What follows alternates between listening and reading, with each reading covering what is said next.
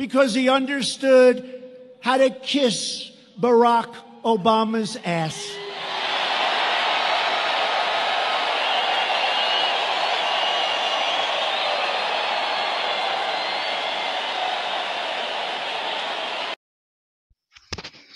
Okay, ndabashuje kandi mbaye ikaze inshuti bakunze ibiganiro bya Indatwa Rwanda TV. Uyu ni wa mwanya tugenda tukugezaho breaking news cyangwa se nyine amakuru aba agezweho hirya no hino ku isi, by'umwihariko aho twibanda ku makuru avugwa hangaha iwacu mu Rwanda, muri Afurika y'Iburasirazuba ndetse no mu karere k'ibiyaga binini, tutibagiwe n'amakuru aba yagiye avugwa hirya no hino ku isi. Ari nayo mpamvu muri aka kanya tugiye kukugezaho ibiri gutangazwa hariya muri Leta Zunze Ubumwe za Amerika, aho Donald Trump akomeje nyine kugaragaza yuko intsinzi byanze bikunze idashobora kuboneka. Ibi tukaba tubikesha ikinyamakuru Ijwi rya Amerika, nk'uko turi bwifashishe amwe mu majwi yacyo kugira ngo tuguhe ukuri kuri ibi ngibi.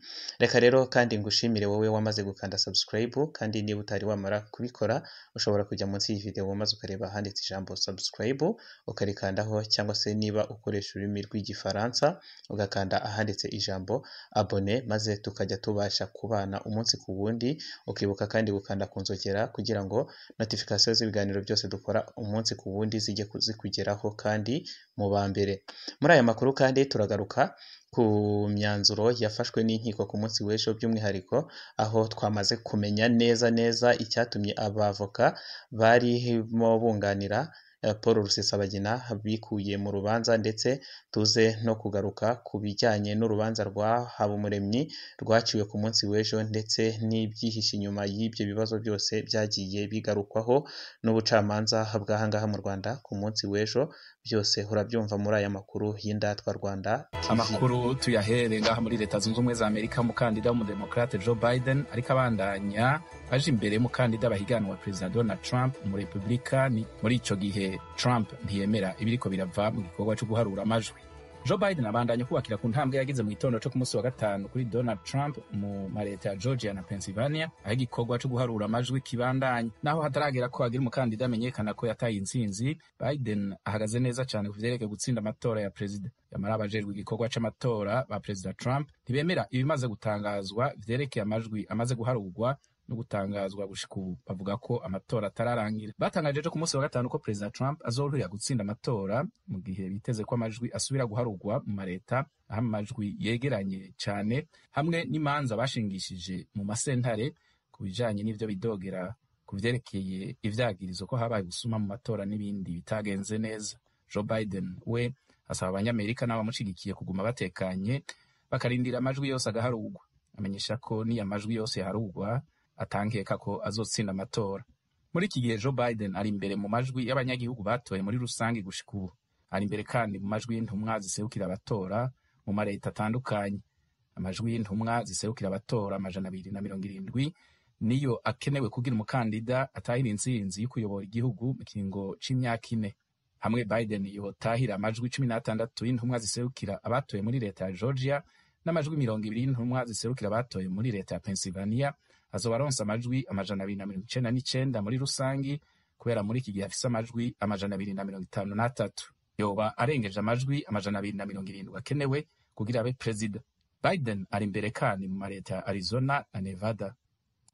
Tuza mu karere k'ibiyaga binini, sentare nkuru ya Nyarugenge mu gisagara ca Kigali mu Rwanda ejo kuwa gatanu yigije y'urubanza rw'umunyapolitike Paul Rusesabagina, nyuma yo kwagaragaje ko abahoze bamwunganira batakiri kumwe. Ibindi kuri iyi nkuru na mugenzi wacu Asumta Kaboyi ari Kigali mu Rwanda.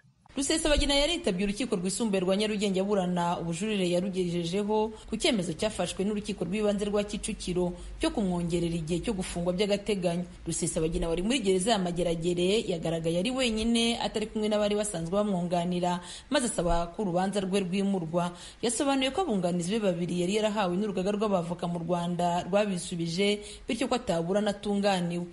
Rusesabagina yavuze ko undi umwunganira yari amaze iminsi atari mu gihugu, ariko ko amenye ko yaje kuwa 4 w'iki cyumweru, bityo asaba ko urubanza rwakwimurwa akabanza kubonana n'umunyamategeko Gatera Gashabana umwunganira muri iki gihe. Ubushinjacyaha bwatangaje ko kunganirwa ari uburenganzira bw'uregwa, rusaba urukiko kutazagena itariki ya kure kugira ngo urubanza ku ifungwa ry'agateganyo rwihutishwe. Ijwi rya Amerika ryifuje kumenya impamvu yatumye abavoka batangiranye na Bwana Rusesabagina bahagarikwa. Bivugana n'umunyamategeko David Rugaza, umwe mu bunganiraga Rusesabagina, adusobanura ko batakomeza gukorera ubuntu. Amategeko abiteganya y'urugaga nuko iyo hari umuntu udafite ubwunganizi bagena abavoka bamwunganira ku buntu. Ni muri urwo rwego rero bari baradushizeho tujya kumwunganira, ariko nyuma biza kugaragara ko hari ubushobozi afite kuko hari abandi bavoka yashyizeho, hari mugenzi wacu twari turi kumwe, bityo rero bikaba bidakunda ko abavoka bakorera pro bono bakorana n'abavoka bishurwa, kandi muri dosiye imwe bunganira umuntu umwe biba ngombwa ko twebwe urugaga rwandikira ko twaba tuvuyemo.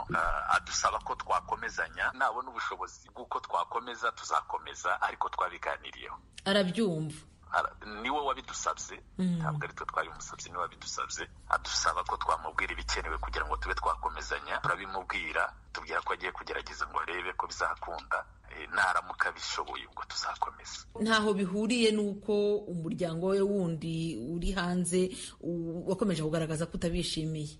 Oya, ntaho bihuriye, ni ibijyanye na pema kugira ngo bavuga babashe kumwunganira. Umucamanza yavuze ko kunganirwa mu mategeko ari uburenganzira buteganywa n'itegeko nshinga, bityo ko Rusesabagina akwiye kubyemererwa.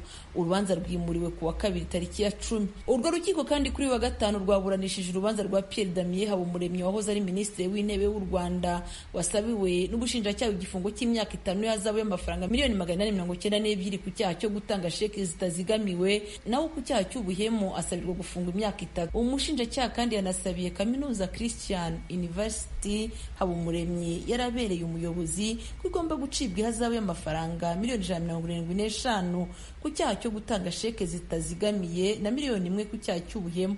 Pierre Damien Habumuremyi ahawe ijambo yabwiye urukiko ko bamushinja ibyaha birengagiza uko ibintu byagiye bikurikirana, kuko icyo yatanze cyari sheke y'ingwate. Yasobanuye ko abahawe sheke bose hari amafaranga bagiye bishyurwa, ku buryo bitafatwa ko bahawe sheke zitazigamiwe ahubwo zari ingwate. Yumvikanishije ko ibyo yakoze byose byari mu izina rya university yarabereye umuyobozi, ku buryo nta bamugurije amafaranga ahubwo yagurijwe kaminuza.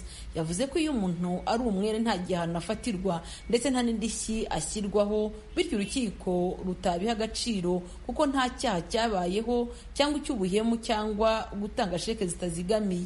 Yasabye urukiko kumugira umwere akarekurwa. Habumuremyi kandi yasabye urukiko ko imitungo ye yafatiriwe yayisubizwa. Mu magambo ye yagize ati, gufatira imitungo yanjye ni ukuniga. Yumvikanishije ko kugeza ubu imibereho yo muri gereza imugoye kuko umuryango we wakabaye umugemurira utabona icyo umushyira. Yasobanuye ko za konte ze zose zifunzwe, kuretse nawe n'abandi bo mu muryango w'imibereho ibagoye. Yanongeyeho ko yifuza ko yarekurwa kubera ikibazo cy'indwara zidakira afite zirimo indwara y'umutima. Habumuremyi yavuze ko kuba afunzwe atabasha kubona abaganga b'inzobere bari basanzwe bamwitaho ku bitaro byitiriwe Umwami Faisal, bityo asaba urukiko ko rwamurekura kuko ari umwere. Urubanza ruzasomwa ku itariki ya 27 z'uku kwezi. Assumpta Kaboyi, Ijwi rya Amerika, i Kigali.